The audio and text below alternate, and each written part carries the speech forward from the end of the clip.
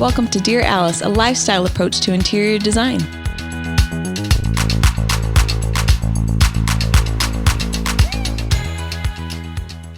Hi guys, welcome to Dear Alice. We're so happy to be here today, right? I really am. This is like my break in my week. Yeah. I'm not like ferociously like typing emails and skating around a warehouse. I brought my skateboard to the warehouse and I've just been, it's 80,000 square feet. Yeah. So I'm just, whenever I need something, just skate around, That's cool. find someone. We should get some video footage of that. That's really fun. We'll do a video and be like, let me show you some of our inventory. Let's skate around. Yeah. I'll do a couple tricks in You it. want to see the Brooklyn? Come with me. Corey gives people rides. Get on my back. Yeah, let's go. Piggyback. Yeah. So fun.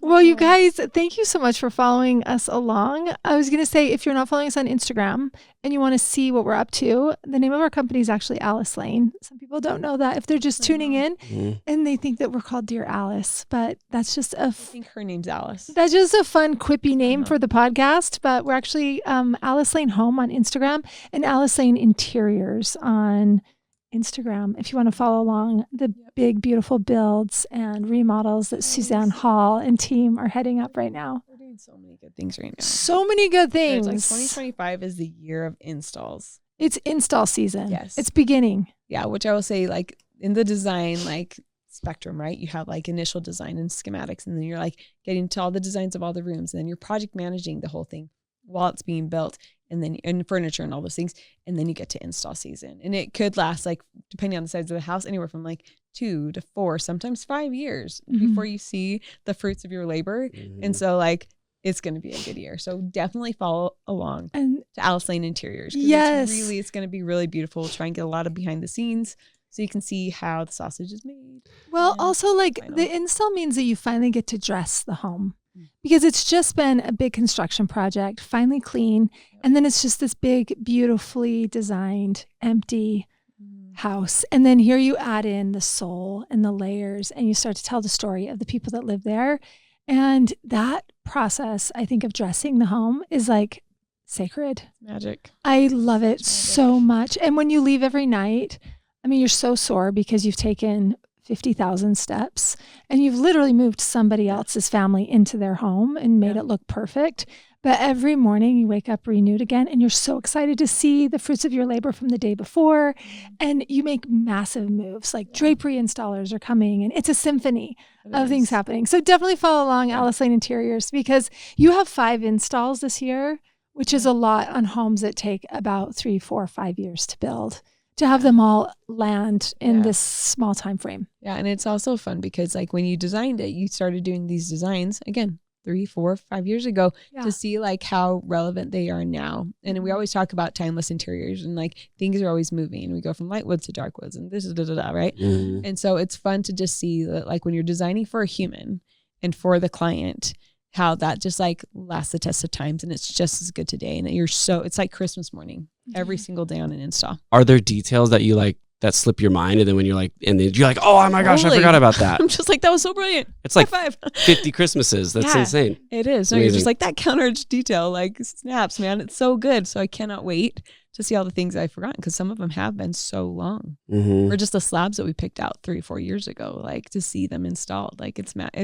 so gratifying. It is why we do the work we do. Yeah, it's for because this year. so you can experience that install. Well, and get to know the people, and then connect the finished home with them, and then getting to see them. Oh gosh, you're so happy for them, because it's like, I mean, anyone that's built or remodeled, it's a painful process, and it's just decision making, and you're like hemorrhaging money, and you are just like, you're so tired, and you just want to feel home. And so I'm just so happy that these people finally get to feel like they're not like floating around in space, and they get to like live in their house and like raise their children. And it's so beautiful.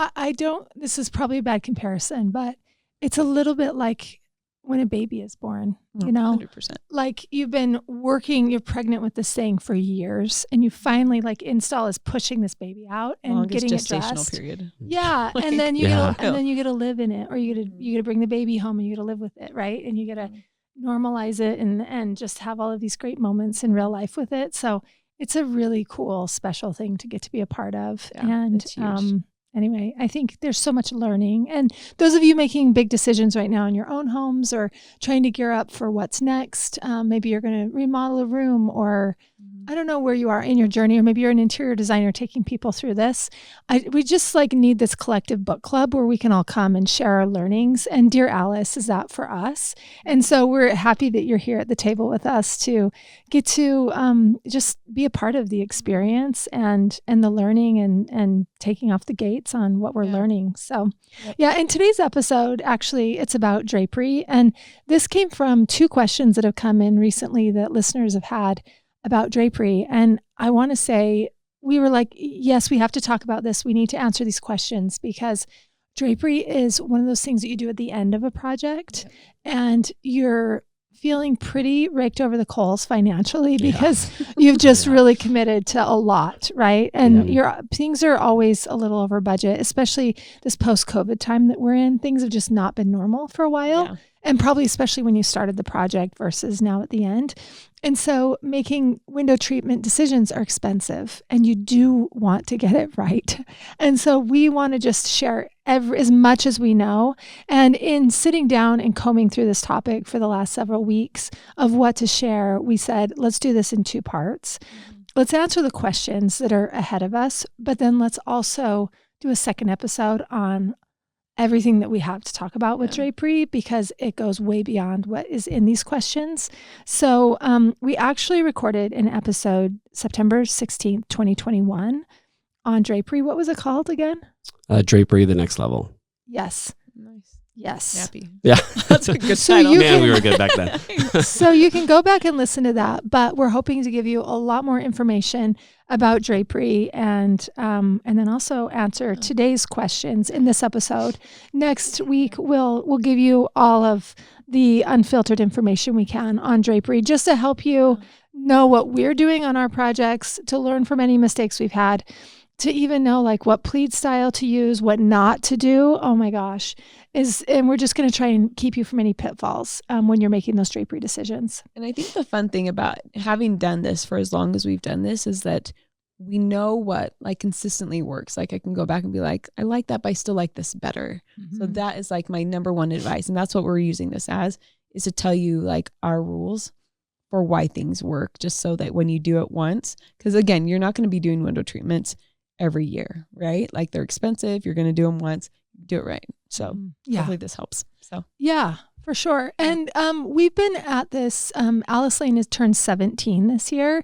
And even before that, it is a cute Almost age. legal. That's cute. Yeah. I know. But I've been driving. She's driving. Been kissing boys for a year. And then, yeah. So and then even before that, we did this in different ways before we formed Alice Lane. So it's about 20 years or more of experience. So this is a lot of decades, a lot of styles come and go. And we want to just pay the very best information that would span decades when it comes to drapery.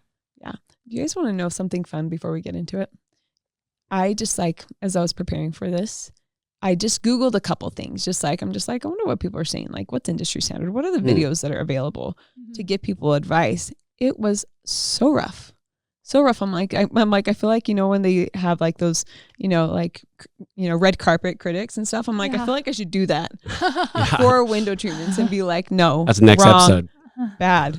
Don't even anyway, cause like full on videos, like of what not to do. And I'm just like, I want to stamp them. Yeah. Y'all shouldn't be watching those things. So yeah, that's the problem with the internet, is just like everyone has opinions, and unfortunately some of them aren't great, and you can just throw it out there like you're the professional. And I mean, that's in every industry, I think. So that's the internet for you. Like everyone's but that's an why expert. we're doing this. Yeah. Tell my son, son, not everything on YouTube's real. Yeah. I'm just like, exactly. Aliens did not land on our backyard yesterday. So, okay. Anyway. Yes. To our questions. Let's get into it. Yes. Okay. So the first question is from Rowan. Thank you for sending questions in, by the way. Cool name also. Rowan asks, are valances dated? Can we dig into those? You didn't cover that nuance in the drapery episode. Rowan, I'm really excited about this question because as we, like in 2025, we started filming this in 2024 of just like this tidal wave of tradition coming back, and which is so funny to say that traditional is back, but we're seeing more layers, and especially like with draperies. We're seeing that. Now, every client is going to like want to do like layers and layers of goopy gobby window treatments, but a valance, to me, we're going to show you what this is. It's actually, it's fabric that's usually just like stretched from like the total width of a window, and it's a soft covering. So this is showing one with like that Jess is holding up. You can see it on the screen right now if you're watching on YouTube or Spotify. But you can see that it's more of a soft covering that just like covers the mechanics of, you know, what would be a rod or what would be the function of whatever is drawing the curtains back and forth. It's something soft. It's not like, and we're going to go into what a cornice box is, but valances, I think they're nice, but I do think I'm never using them. No, we've never used a valance. I'm like, if I'm going to do something like this, like a collar over my window treatments, and even like in school 20 years ago, I'm like, I still would have been more drawn to what we're going to define as a cornice box or a pelmet box, which is a more hard covering that's going to be more decorative. You can do some really, really cool things. The image we have up right now is showing this kind of like keyed cornice box. And I like the structure that it offers. And you do see this in a lot of traditional magazines and shelters. And it's a cool look, and you can get a lot of really interesting profiles. You can chase them with tapes. And this is usually what's housing the draperies and panels that are falling behind it. So to just do a valance feels like you're just like pinning up a scarf over your windows in my mind. I'm like, there's no structure to it. And like for, you know, the homes that we continually love, we're just not going to be using a valance. We would do a cornice box. And to that, like the thing that we do the very, very most, we'll get into and show you a lot of images of, is Roman shades. So yeah. And I think a cornice box, if you think about the construction of it, those of you that are just listening, you would, your drapery workroom, I don't think that very many people would take this on themselves. You're not finding this on Amazon. This is a custom treatment to do a cornice box. Yeah. Your drapery workroom is going to probably use a CNC machine. They're going to route out this shape in wood. They're going to build the box, and then they're going to use some sort of batting to make it soft, and then they're going to upholster the box. And then this is going to fit over the top of the window and probably go up to the ceiling. And then your drapery is going to live underneath the box. So it's a very formal, traditional treatment like Suze is talking about. There's also, I'm going to hold up this last cornice image. This is not our work, but just to sort of familiarize yourself with this, this is a cornice box with no drapery under it, but it's still giving shape and form. It's really cool. Some formality to it. Architecture too. Like if you have a really boring room, this is a way to add some profile and shape to the space, you know, and add interest. And I really actually love this example a lot. Yeah, we're going to be doing a home in the Midwest for an influencer that we just love, love, love. Yeah. And she's all things traditional. And like she loves tape. She loves trim. She loves like gimps and garlands, all the things. Upholstered walls with trims and silks, Gracie, all the things. And so if you are that person, if all those words resonated, you're going to love a cornice box. And we're going to do one on her big landing. And it's going to shape the window so beautifully and just add a lot of interest to what would be a square landing. So it is a really cool trick to do. And a fun way to start playing with fabrics and layering and patterns and all the things. That being said, let's talk about cornice boxes for a minute. Yeah. Is this the first time we've done a cornice box in 17 years? Is Alice saying? Probably. Yeah. I think so too. So what I want to say is it's not common. We don't do it a lot. You know, if you're attracted to it, like Sue said, and if it's for you, but the norm is that like probably most of you might not even have heard what a cornice box is, or maybe you have because you love design, but you don't get to see a lot of people installing it. So it is a really fun, big move. It's a real moment. And I think some people should really try it. You should lean in. There's so many cool examples online. And I think you're going to get so much credit for it because nobody else is doing it. You are. And it just like adds in. And honestly, I'm like, I would do one. Yeah. And you can do them in really modern ways, whether you're really traditional and scoopy and swirly, or if you are a little bit more clean. I thought those were both some really good examples of ones that like still felt like they would get along with whatever your style is, but add a lot of interest. I love this one. Isn't that? I'm like, that completely feels like you. I love that. It's that keyed thing. It's so good how it just chases the geometry. You have to have a silhouette if you're going to be doing a cornice. So whether you're keyed or rather like you're swoopy, like what Sue said, These have personalities, and so you have to kind of decide what you're going to be. Yeah, I don't think I would ever do just like a straight box cornice box. That like is so boring and sad to me. Yeah, like soft sadness is what that is. Soft sadness is the balance. The balance is soft sadness. That's at least taught. Soft sadness. At least I'm going to go back to this again. This is the balance. This reminds me of like the calico corners. Yeah. What's a calico corner? Anyway, thanks for asking. Wasn't it a fabric shop showroom or in 1987? You know what? Grandma, we had balances 100%. My grandma had balances 100% because it is something that you could do a DIY thing and they're cute whatevers, you know. Grandmas like you could actually like string them onto a curtain rod, which they would do, a tension rod. And you'd have, I think my mom still has some, you still have some like lace scalloped balances. I'm pretty sure. Sue's clowning on you. Provo grandma. Anyway, I love you. But we should redo your window treatment. Anyway, but yeah. If you're going to do a cornice box, you're treating every window in that room the same, or what's the rule on that? That's a great question. I would think like for the example that we're doing in this this home that like really loves tradition, it is a singled out. She actually would do them on every window, but this particular big one is a singled out like big window on the landing. So it's more of a feature. She has such a grand staircase and it's really wide, and you come down to this huge landing with a massive window on it, and then the stairs you can like turn fit a day bed and go down, you know, like on the landing. And there's enough room for a day bed and for wheelchair access. There'd be room for both. Okay. Yeah. It's a big landing.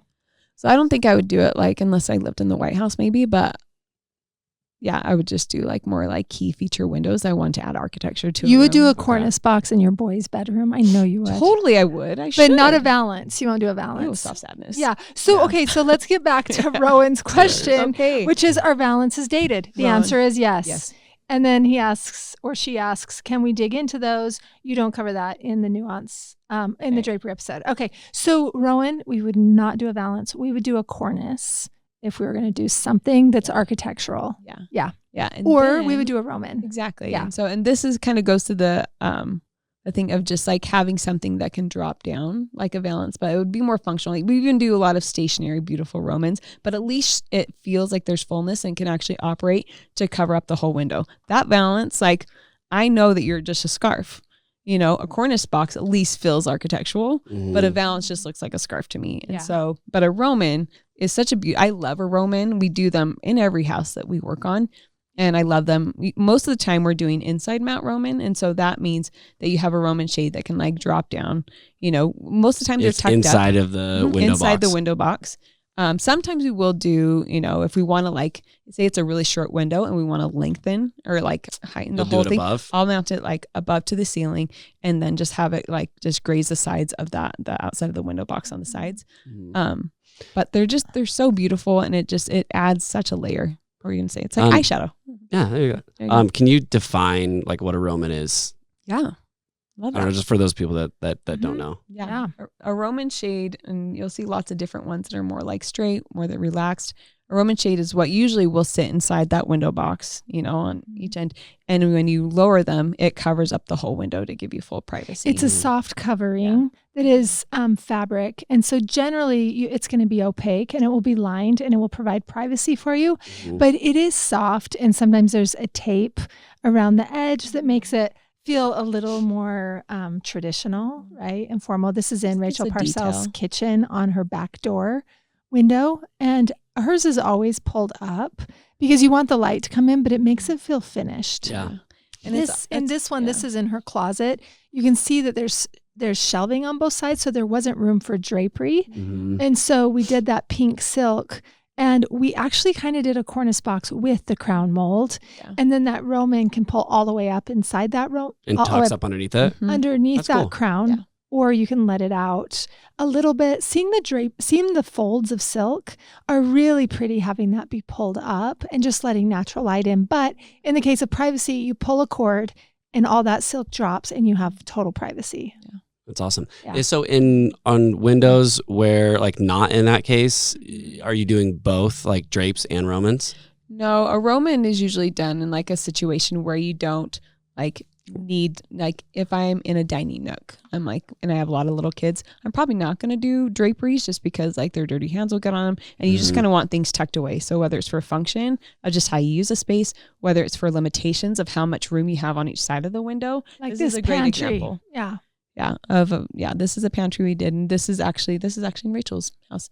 We want to do a Roman. Obviously we can't have panels or anything, but we want to add that visual softness in a space where it's all hard surfaces. It just does everything. And I love what you said about having it like drop down a little bit, because the way light interacts and comes through fibers and fabric is just so dreamy. Like it's so pretty. Yeah. And a lot of times this is something that like we do a lot of times, is that we will actually go through the house and we'll have like a privacy shade.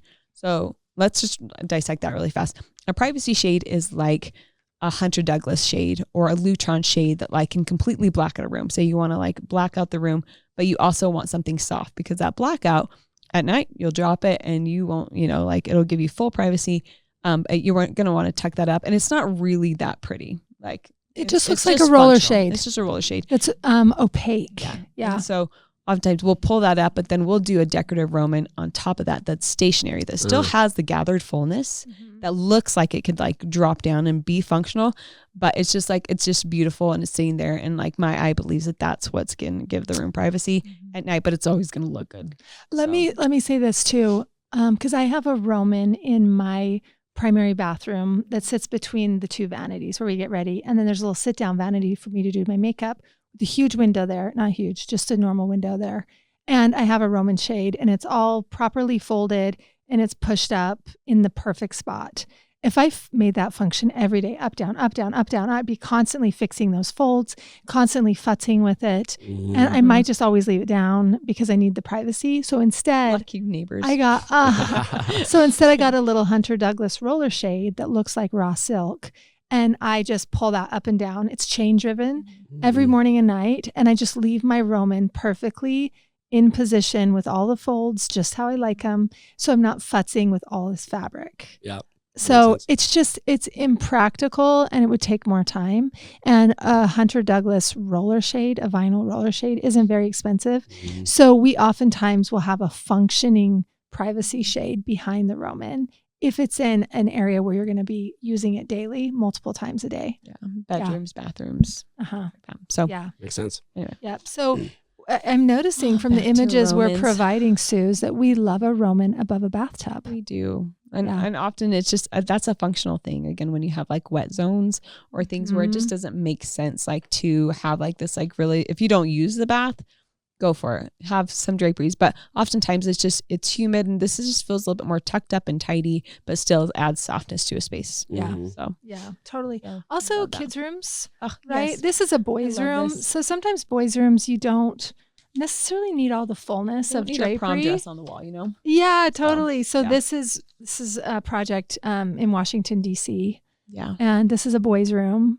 It feels tailored and just like tucked away like a really great suit. Kind of preppy too, which is preppy. Which is a thing, and traditional. Ascot. Yeah. The room. Like an ascot for the room. There you go. I love it. Yeah. And then just one more. But like if you would imagine for a second that room without the Roman, like still cute. But there's something that happens when you do like go to the efforts of doing your window treatments, like it changes them. It's finished. Like like the designer once said, like it's like the mascara for the room, like the window treatments. It's just like that final layer, and you're just like, finally. Because the windows are like the eyes, in that room, and they're letting light in, and then you just are adding that final coat of mascara. It's also very much should be driven by function. Yeah. I think you can see in this last example that we're showing, there's a dresser that sits inside of a pocket, and you couldn't really do drapery here. The dresser would be sitting, it would just be too tight for the drapery to do its thing. So a Roman above this dresser was a really good and practical solution. And adding that tape made it also feel kind of preppy and just tailored. Defined. And defined. Yeah. So we do love a tape on a Roman. Yeah. Most often that's what we do. We'll add some type of trim, and really like in the era of tradition and like that kind of movement moving forward, we're doing more trims, we're doing more fringes, like little eyelashes and things like that. So I'm excited for you to see some of the stuff that we will be showing you in the next like year or so of installs, because we are getting a little bit more decorated on our window treatments, which is fun. Definitely. More colorful. Yeah. Tune into Alice Lane Interiors to see some of those examples. So to answer Rowan's question about our valances dated, and we said yes, and can we dig into those? We would say, Rowan, consider the Roman shade. Yeah. We don't know the That's what we would do instead of the valance. So you're going to get a full treatment that way, and the valance is like the start of something, but it is never really completely a finished window treatment. It does look unfinished. And dated, I just don't think anybody's done the valance. Where are people going to get them?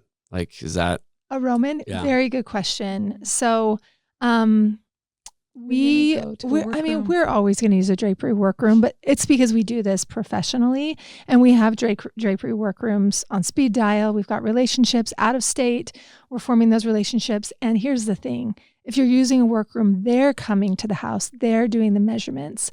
You're showing them what you want, but they're going to know. Like, for instance, Suzanne was showing the drapery workroom. This is the amount of fullness I want on my drape. And he's like, oh, you like 5 times a width. It used to be in the old days that you 2 times the width of the window, or 2.5 times, or 3 times at the most the width of the window for the drapery fullness. So let's just say that your window's 60 inches. So you're going to 2 times that, which is 120 inches of fabric, or 3 times, which is 180 inches of fabric.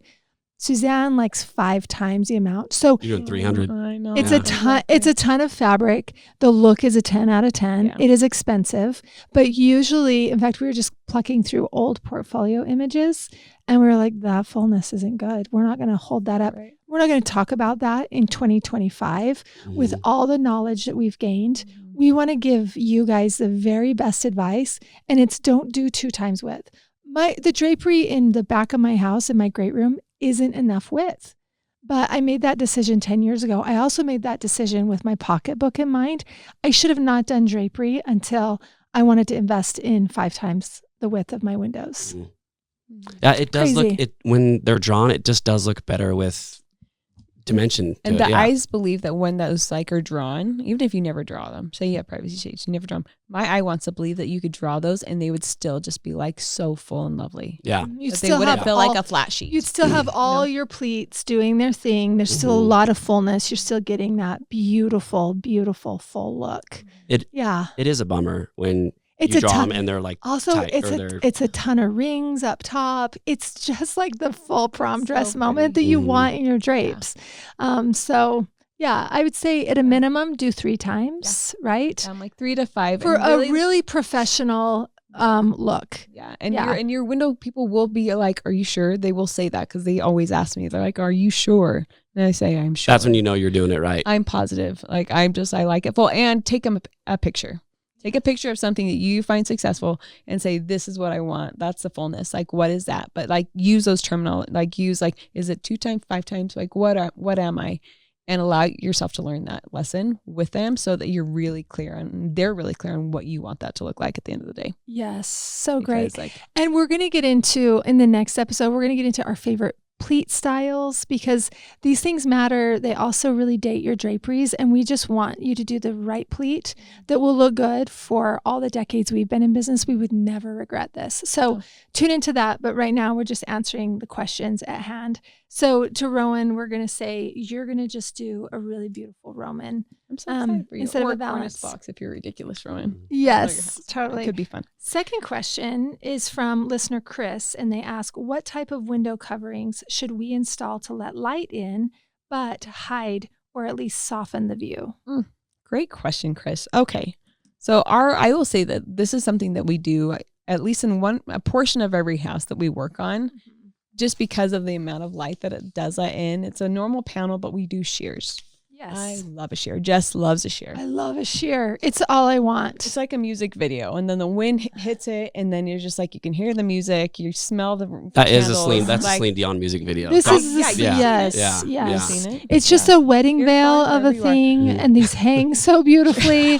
And you want the windows to be open and drifty and like a really good smell. And you're like, my work here is done, right? Yeah. Yeah. And you're not covering any of, like, again, all that hard work you paid for like the window casings and those expensive windows, and like a shear is so beautiful. And I will say a shear on anything. A shear on a panel, we do all the time. A shear Roman, we didn't even talk about that. You stop it. That is the cutest. The sheer Roman is, well, you know how sheer right now in fashion is cute. Everything like girls are wearing sheer skirts and sheer dresses or sheer jackets. Love it. Yep. It's how about I love it. How about the sheer ballet flat? Right? Have you seen that? I have. So cute. Really Anyway, the sheer Roman is just like the most ridiculous of treatments because you're like, why even have it? Like people that are super practical will be like, what is this?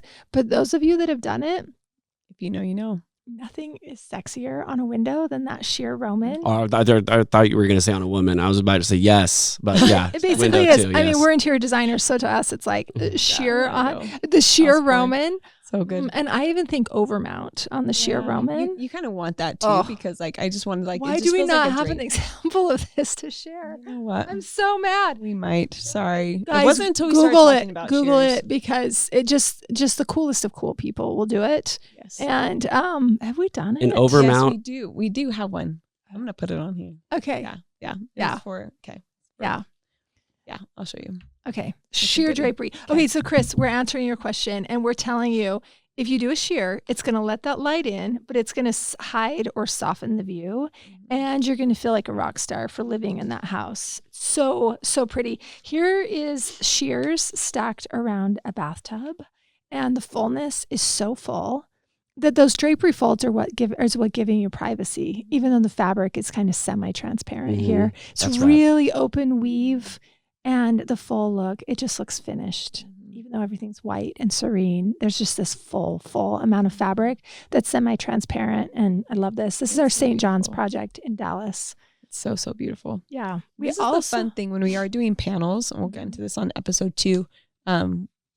It's a lot of it's going to sit outside the window. So you have like your actual window casing. You're not, one of the videos I saw on YouTube, she like measured the width of the window, and I'm like, damn ass, like you can't do that. You have to go beyond, and you really are stacking the majority of that like 5 times stack outside of your window. And then just have a peekaboo of it kind of like coming in like 6 inches into the window, and a shear gives you the credit because you start to feel that light. And then you can kind of, like in the St. John's, you can kind of play with it and just get to your desired like spot where you want it to hit. And then still feel all that fullness that is extending beyond the frame of that window. Yes. Okay. There are also patterned shears. Oh, yes. I, in general, am not a super pattern person. No, you're not.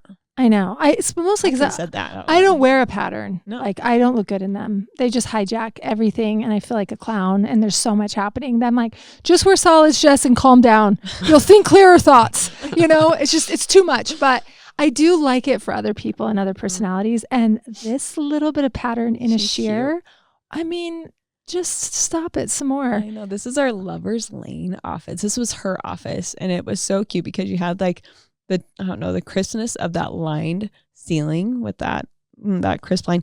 And then and it was her office. So we're just like, we should do something more romantic and just like something that feels like her personality. Yeah. And it's like adding a pattern on pattern, but it's a lot more softer. If you're more textural, this is a really great way to do that. Yeah. So good. Chris, I can't wait to hear what your spirit animal of the shear is. Yes. One last shear here I want to show you. This is in a primary bathroom. Barbie Dream House. In the Barbie Dream House. And we have so much fullness here. These are always drawn. Always. And it lets all the light in, but gives her the privacy because it's a primary bathroom.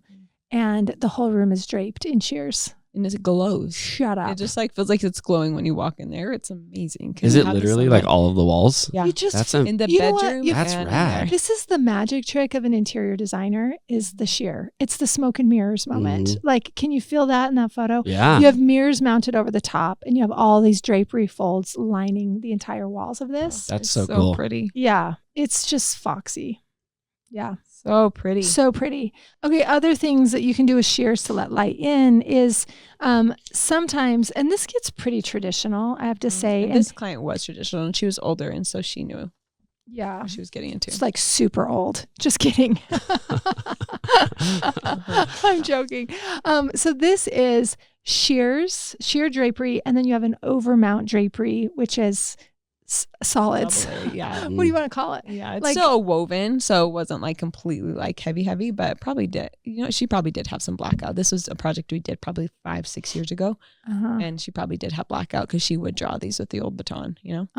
So, but the shears is something that she could have open if like sun was coming in, it was too harsh. She could just like close the shears during the day, but still let light in. But then at night, she could romantically whisk with the baton those draperies closed. Yeah. Go, Rachel. You've got double rods. You've got a lot of hardware. So much fabric. Expense. And also you've got to just really love just working the room with the draperies. Work the room. Yeah. Work the baton. You do. Yeah, totally. Yep. And I think this is something that is more kind of a lost art. I think with tradition coming back in, if you got yourself a big fat budget, maybe you want to do double drapes like this.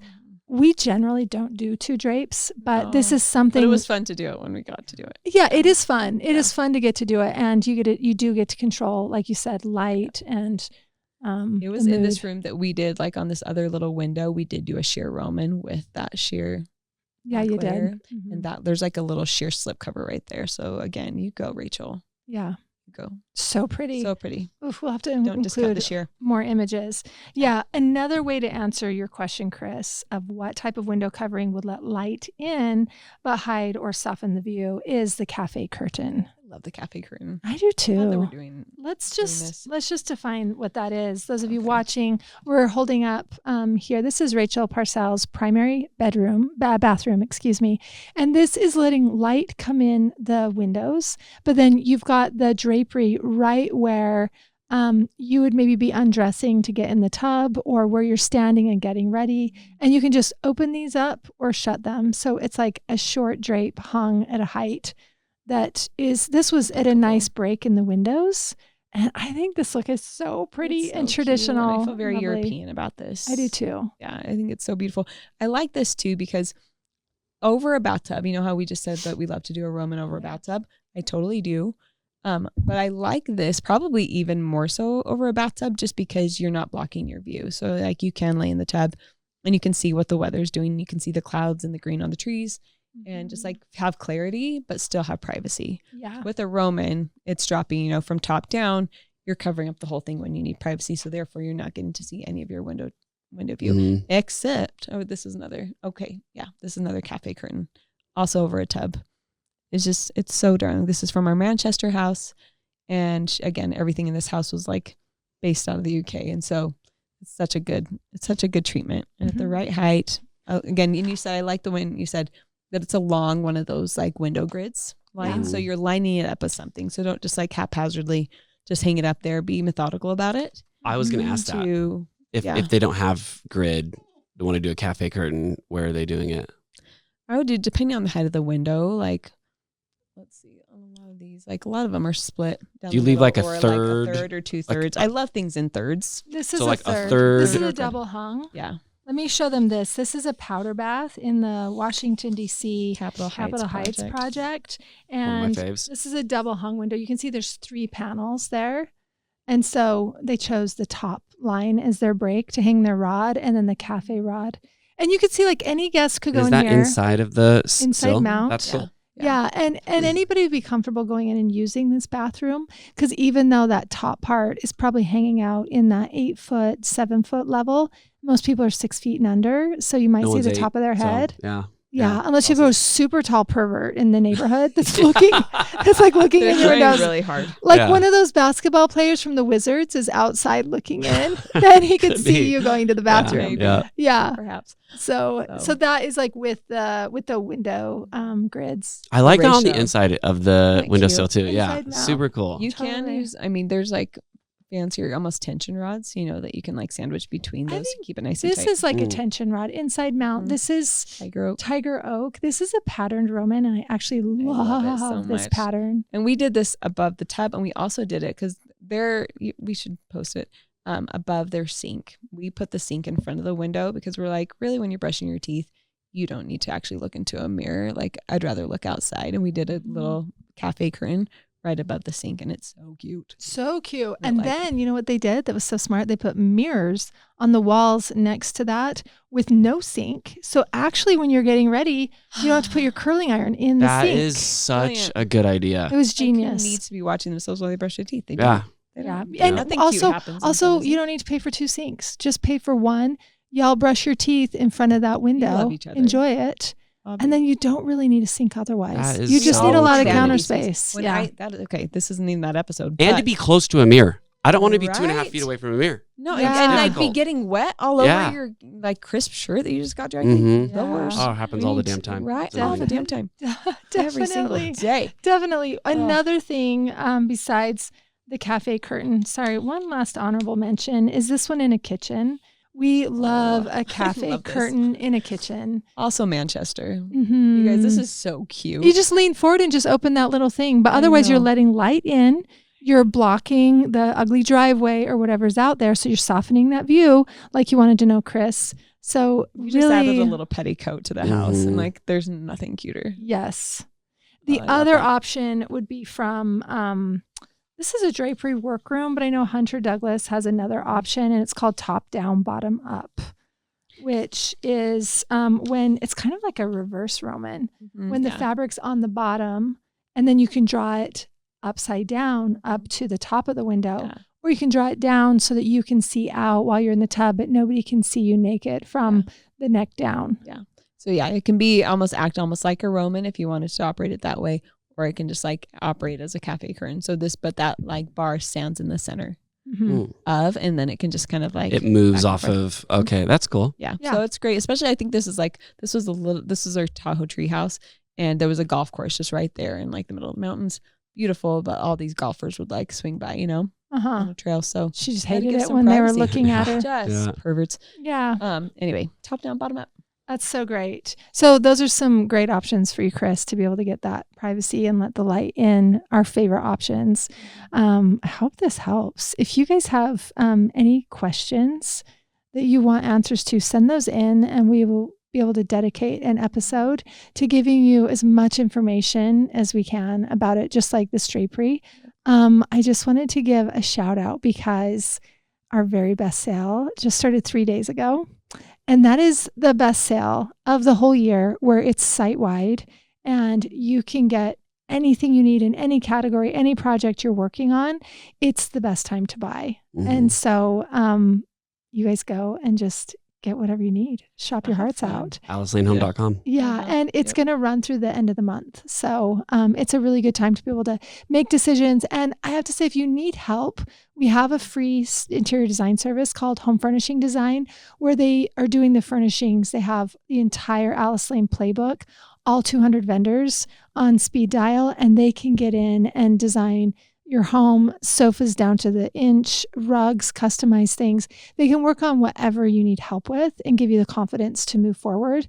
So if you need help, jump in and get that help right now so you can still get those things on sale. It's just such a fantastic time. That's hacking the game. It really is. It's like taking advantage of the system. It's inside baseball is what it is. Yeah, definitely. So that's at AliceLaneHome.com. So shop that. And if you don't mind, leave us a 5-star review. We would love it. And Corey, how do they do that? So on Apple Podcasts, you're going to leave a review there. You go to our show page, there's Dear Alice, and then where you can read the reviews, there's a little like either blue or purple icon right above them. It says write a review. Click on that and fill out your review and submit it. We read them. We do. Yeah. We love it. So thank you so much. And thanks for tuning in. And next week, tune in for more about draperies, what to avoid, what to do, what we're loving. We're going to share all of those that inside scoop with you on that. And we'll catch you guys next time.